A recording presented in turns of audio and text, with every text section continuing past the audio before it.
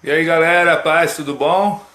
Saudade de falar com vocês. E hoje a gente está aqui nessa terça-feira, dia de célula, né? Meu cabelo sempre esquisito, mas não tem problema, a gente não está aqui para mostrar o cabelo, mas sim a palavra de Deus.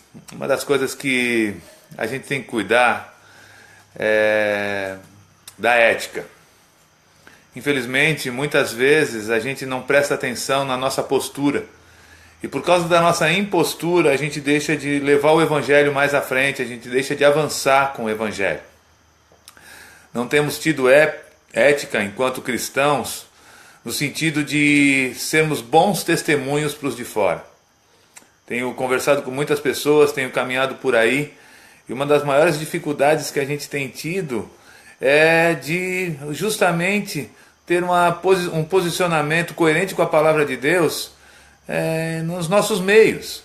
A gente às vezes olha para o mundo e fica criticando determinada situação, criticando políticos, criticando posturas de algumas instituições, mas se a gente olhar para dentro da gente, a gente vai ver que a gente também está com muitas falhas, e aí não tem como você querer julgar fora se você não julga primeiro dentro. E eu penso que antes de você julgar até mesmo dentro de nós, a gente tem que julgar a nós mesmos. A Bíblia fala em 1 Coríntios 11 que aquele que se julga não é julgado por ninguém. Por quê? Porque ele toma uma posição de fazer uma autoanálise todo dia. Então, as questões do trabalho, as questões da própria vida social, as questões naquilo que é a tua casa, o relacionamento com os teus vizinhos, as situações que você vive no dia a dia, hoje tem denegrido a imagem do Evangelho, e denegrido a imagem da igreja, irmão. E eu quero te dizer, eu não estou aqui para te criticar, eu estou aqui para te ajudar. A gente precisa voltar ao tempo em que todo cristão ele tinha uma postura impecável. A gente não era repreendido por ninguém. Na minha época, eu me lembro que um crente, apesar de todas as falhas do ser humano, e o ser humano sempre terá falhas, isso é notório, um crente ele era conhecido por três grandes motivos. O primeiro deles é que todo crente podia ser confiável, ele era confiável no trabalho, no armazém, vendia-se para o crente na caderneta, porque o crente pagava as suas contas. Não havia adultério no meio dos crentes, os crentes eram fiéis à esposa, elas eram fiéis aos seus maridos, os filhos de crente não casavam grávida, elas não casavam grávidas, né? Os filhos de crente não namoravam, mas não transavam antes do casamento. Havia uma ética, uma postura. Isso é necessário, precisamos voltar a esse tempo. Precisamos ser pessoas irrepreensíveis. A Bíblia diz isso. E se nós somos servos de Deus, nós precisamos cair na graça do povo, nós precisamos ter bom testemunho dos de fora. Uma outra coisa que um crente era, que um cristão era, que um evangélico era, é que ele conhecia a Bíblia, ele lia a Bíblia, conhecia a palavra de Deus, se apegava à palavra de Deus, guardava ela no coração com amor para não pecar contra Deus, citava os versículos, citava as histórias. Hoje em dia, infelizmente, isso mudou.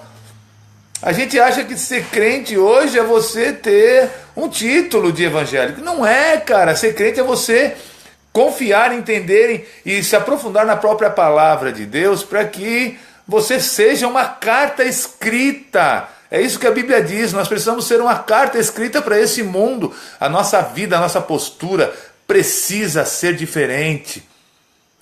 Outra coisa que um cristão de verdade era um missionário em potencial.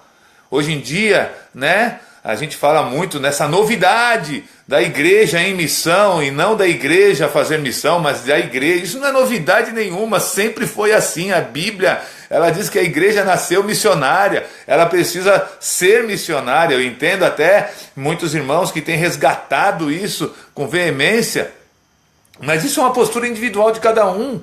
Aonde você está, você precisa levar o Evangelho. Aonde você está, você precisa manifestar o reino, orar pelas pessoas, dar esperança, ter uma postura ética, espiritual, moral. Tratar as moças, tratar os moços com respeito, tratar os velhos com respeito, tratar as crianças com respeito. Isso vai fazer com que a nossa penetração dentro da sociedade seja bem diferente. Eu vejo muita gente criticando várias instituições, várias situações aí no nosso país e fora dele. Isso não adianta nada. A gente precisa olhar para dentro da gente, ter postura. Se você trabalha, seja fiel ao teu empregador, trabalhe sério, não arrume atestado falso, não fica de nhenhenhen, de mimimi, não seja Nutella, meu. Jesus, ele sempre disse para a gente ser casca grossa.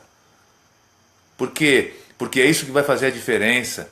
Se você tem a tua família, trata bem a tua esposa, trata bem o teu marido, seja sacerdote no teu lar, chama para oração, tem uma postura na tua vida familiar de ser um abençoador dentro da tua casa. Isso tem a ver com ética, com postura. A palavra ética quer dizer postura. A tua postura ela precisa ser irrepreensível em todas as situações. Não nivela por baixo a tua postura. Ah, fulano está errando, Beltrano está errando, Ciclano está errando. Não nivela por baixo, nivela por cima. Vê para quem está acertando, imita aqueles que imitam a Cristo. Imita aqueles que você vê e diz assim, puxa, esse cara é um homem de Deus. E não porque ele prega bem, não porque ele tem muitos dons, porque isso é dom de Deus, é graça. Um homem de Deus é um homem que tem o caráter de Cristo, as características de Cristo. É óbvio que isso vai levar ele a fluir nos dons também, e existe aí uma correlação.